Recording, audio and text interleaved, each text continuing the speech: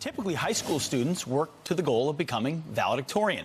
But now a school district in Virginia is eliminating class ranks as part of an effort to end the competition to be number one among students. But is this the right move for those kids? Let's ask our parenting panel, attorney Richard St. Paul, Dr. Tania Dempsey, and attorney Kenya Johnson. Thank you all for being here this morning. Really appreciate it. Okay, Richard, I'm gonna get personal with you here for a second. I'm not trying to toot my own horn, but I was the valedictorian in my high school. I worked really hard down to the last day to get an A. The other girl I was competing against got an A-, so I came in first. That year, they changed the ranking from number 1 to top 10. So then 10 of us were the valedictorians, even though some of us worked really hard to win.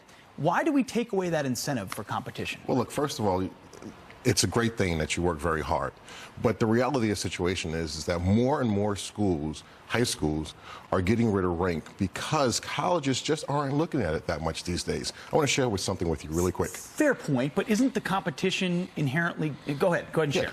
So the Washington Post came out with an article in December 2017 about Google. And some of the smartest people work at Google.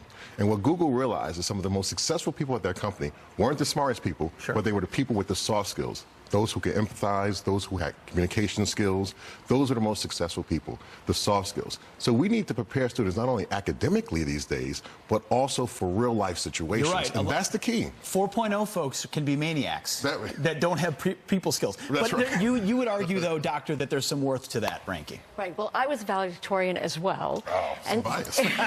Sorry, we're not trying to turn this into a love fest, but keep going. Sorry. I think about, what it got me to where I am now. Right? So, I wanted to be the best doctor I can be. I wanted to help the most people. I wanted to help them in the best possible way. And so that comes from a balance, right? It's about balance, about balancing intrinsic motivation and external motivation. And for me, I had both. I had a thirst for knowledge. I had a love of learning, and that comes from inside. But I also had the extrinsic motivation of I wanted to do the best. I wanted to be the best. I wanted to be the best I could be and go to the best medical school, be the best doctor. Right? So for me, it was finding that balance, and I think that that's really the key.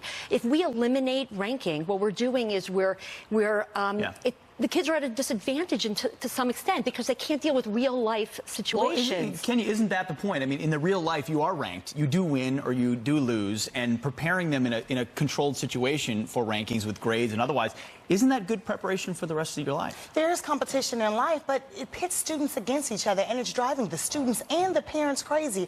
Educational consultants like School Match for You teach us that schools are looking for diversity and passions, which you can see in the electives, and the electives sometimes don't carry the weight in the GPA. But if you're passionate about something you're bad at, shouldn't you also strive to be good at it? I mean, passion's one thing, but actual excellence matters too. Yes, but we're looking for well-rounded students that have those different traits that can't be told in just a GPA, and it's just creating unnecessary competition and stress, and high-level achievers are still recognized. Well, Richard, but what do you say to the kid who did work hard, not just me, but anyway, and then at the end of the day, they're like, well, it didn't count? No, it absolutely will count. Just because some schools are moving towards, and I think this is going to be a growing trend, getting rid of class rank, that is going to be one of many criteria that would be considered in college and also in employment. So work hard, absolutely. Every student should work hard to achieve their best because that is still going to be a factor. It's just not going to be the #1 factor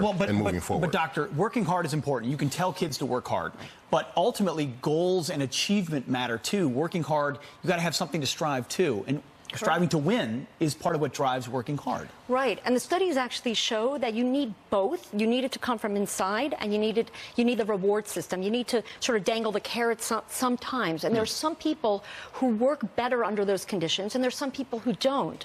And I think the key is really trying to figure out how not to penalize those who want to strive to be the best, and those who just can't or won't. Right, and we need to encourage the different traits in our students. Aren't we coupling two things that are different together? One, let them achieve, let there be a ranking system in high school, and then college admissions can be different. You don't have to rate a 4.0 the same as other skills. That's true, but if you're looking for the recognition, you guys were both Vals and Sals, congratulations, but let's give the top 10 a name and let's recognize those and take away the competition. Can we rank the top 10 though?